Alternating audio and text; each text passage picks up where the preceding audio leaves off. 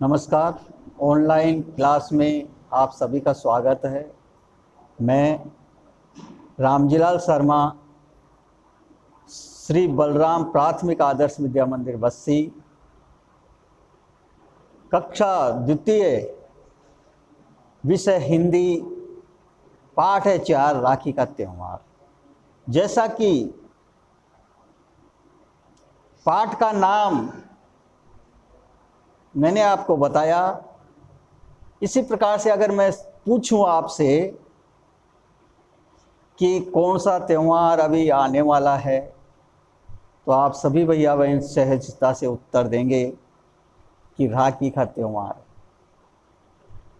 तो इस पाठ के बारे में अपन चर्चा करेंगे, समझने की कोशिश करेंगे कि क्यों मनाया जाता है, कब मनाया जाता है, कैसे मनाया जाता है, मनाने के क्या हमें लाभ हैं।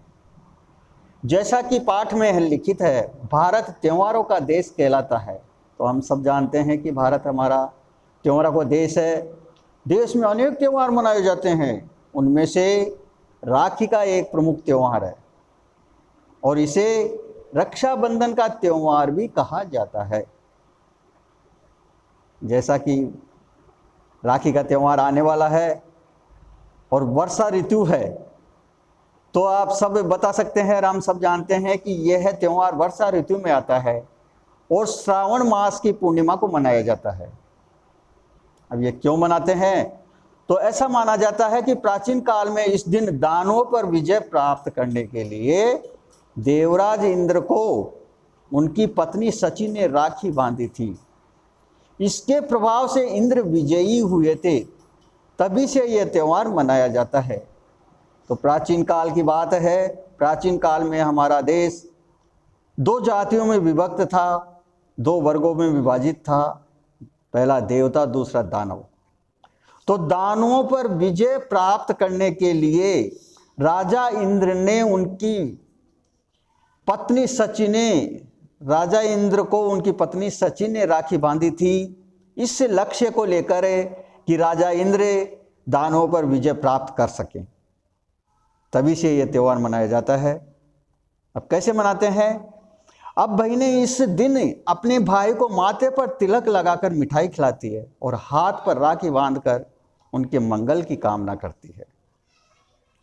इस दिन बहनें भाई के घर आती है, मिठाई लाती है, राखी लाती है और थाल में सब चीज़ें सजाकर अपने भाई के सिर पर तिलक लगाती है और साथ में अपने हाथ से मिठाई खिलाती है और राखी बांधकर मंगल कामना करती है। इसके बदले भाई अपने सामर्थ्य के अनुसार बहन को भेंट व उपहार देते हैं।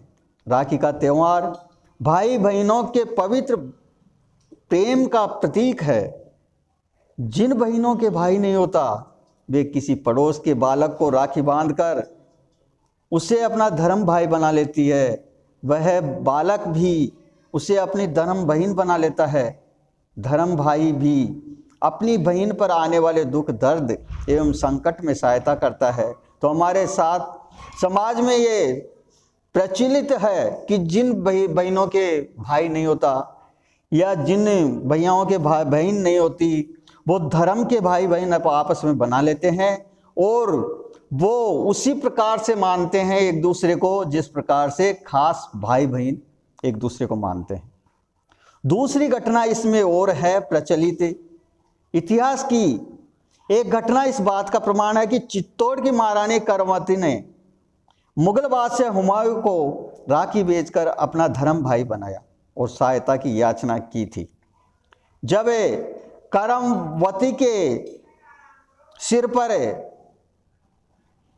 दुख के बादल मंडराने लगे तो उसको कोई रास्ता नहीं दिखाई दिया और करमवती ने मुगल बादशाह हुमायूं को राखी बेचकर अपना धर्म भाई बनाया और उनसे सहायता की याचना की।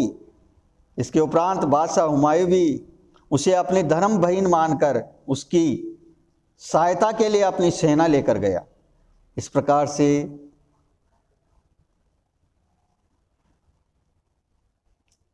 पुराने समय में ब्राह्मण लोग राजाओं अपने यजमानों को रक्षा सूत्र बांधकर उनके मंगल की कामना करते आए हैं यजमान भी उनकी हर प्रकार से सहायता करने का प्रयत्न करते रहे हैं।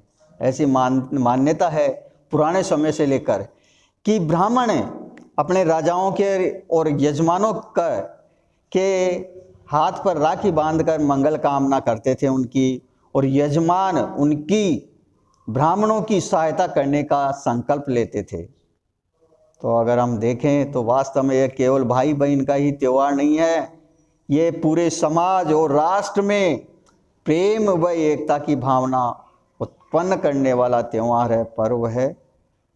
साथ ही यह हिंदू संस्कृति का रक्षक भी है। हम इसे राष्ट्रीय त्यौहार के रूप में मनाते हैं। हमें एक दूसरे को रक्षा सूत्र बांधकर देश रक्षा का प्रण करते हैं।